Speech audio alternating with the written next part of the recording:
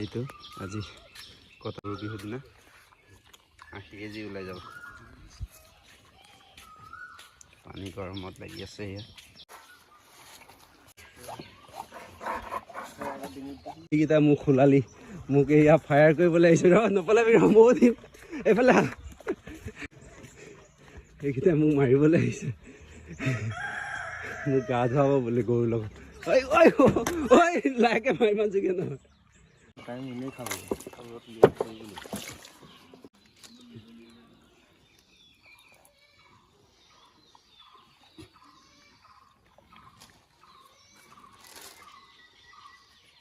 গাহৰি এয়া কটা ব্যস্ত, কাষ্টমাৰ ব্যস্ত, ভিৰ হৈ গ'ল। এয়া আজি বিহু বুলি দেই, লাগে যদি আহিব পাৰিব। 400 টকা কেজি। গাইজ, এয়া আমি ফাইনেলি এতিয়া গাহৰি চাহৰি মানে বিক্ৰী কৰি আহি এয়া ভাত কেইটামান খাবলৈ লৈছোঁ। এয়া গোটেই ভিতৰ মানে সোণটো আৰু কলিজা এনেকৈ কৰি পেলাই এয়া ভিতৰৰ অংশটো এতিয়া খাব লগা কৰিম।